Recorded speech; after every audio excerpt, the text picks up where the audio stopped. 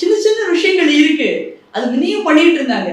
அப்பெல்லாம் வந்து டைம் இருந்ததுன்னா சாயந்தரமே வந்து வீட்டில் விளக்கு ஏற்றி சுவாமி முன்னால ஒரு 2 ஸ்லோகம் சொல்றதோ, ஒரு நல்ல பாட்டு பாடுறதோ, இல்லை கோவில் அந்த மாதிரி யாராவது ஒரு கதை சொல்றாங்க, அது மாதிரி அதெல்லாம் அப்போ அதே போல நம்முடைய இதிகாசங்கள்லாம் வந்து நீங்க பார்த்தீங்கன்னா it is telling us how to live.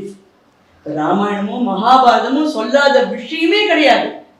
ஒரு அண்ணனா நீ எப்படி நடந்துக்கணும், ஒரு மகனா நீ எப்படி நடந்துக்கணும், ஒரு கணவனா எப்படி நடந்துக்கணும், ஒரு அப்பாவா எப்படி நடந்துக்கணும், ஒரு இன்னொருத்தர் இடத்துல வந்து ஒரு கமெண்ட் வர்றச்சு ஒரு ராஜாவா இருக்கச்சு அவர் எப்படி நடக்கணும்.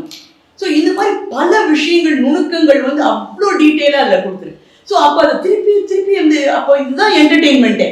ஸோ கோவில்களில் பார்த்தீங்கன்னா இந்த ராமாயணமும் மகாபாரத கதைகளும் அதுதான் திருப்பி திருப்பி போயிட்டு இருக்கும். சொல்லும் போது என்ன ஆகும், இந்த நல்ல விஷயத்தை திருப்பி திருப்பி நம்ம பண்ணும்போது மனசும் வந்து நல்லதையே நினைக்கும். ஸோ அதில் அவங்க இப்படி அதே போல் ஒரு நாயன்மார் ஒரு ஆழ்வாருடைய பக்தி இதை பற்றி சரித்தம் எல்லாம் படிக்கிறோம், சொல்கிறாங்க, கதை கேட்குறாங்கன்னா என்ன ஆகும், இப்படிலாம் பக்தி பண்ணணுமா, கடவுள்கிட்ட இப்படிலாம் வந்து நம்ம கேட்கணுமா, இப்படிதான் அப்ரோச் பண்ணணுமா அப்படின்னு நம்மளுக்கு தெரிய வரும்.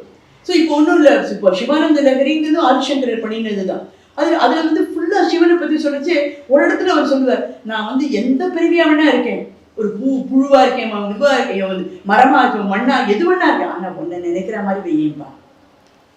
உங்ககிட்ட இல்லாத என்ன இருக்கு, எல்லாமே ஒண்ணுது. நான் இப்போ என்னத்தை என்கிட்ட கொடுக்க முடியும், என் மனசு கொடுக்கலாம், அது உங்ககிட்ட இல்லை இல்லையா. ஸோ இப்படிலாம் அந்த ஸ்லோகங்கள்ல சொல்லுவாங்க. ஸோ அதெல்லாம் நம்ம படிக்க படிக்க நம்மளுக்கு என்ன ஆகுது, ஓ திஸ் இஸ் ஹவு ஒரு வாழ்க்கை முறைனா இப்படித்தான் இருக்கணும், இப்படித்தான் நம்ம வாழணும், இப்படிதான் பழகணும் அப்படிங்கிறது வந்து எல்லாருக்கும் மனசுல ஒரு ஊறி போகும். அப்போ வந்து அந்த கெட்ட சிந்தனையோ ஒரு பொறாமையோ ஒரு வன்மமோ வந்து இல்லாம இல்லை, இருந்திருக்கு அப்பவும், ஆனா பர்சன்டேஜ் கம்மி.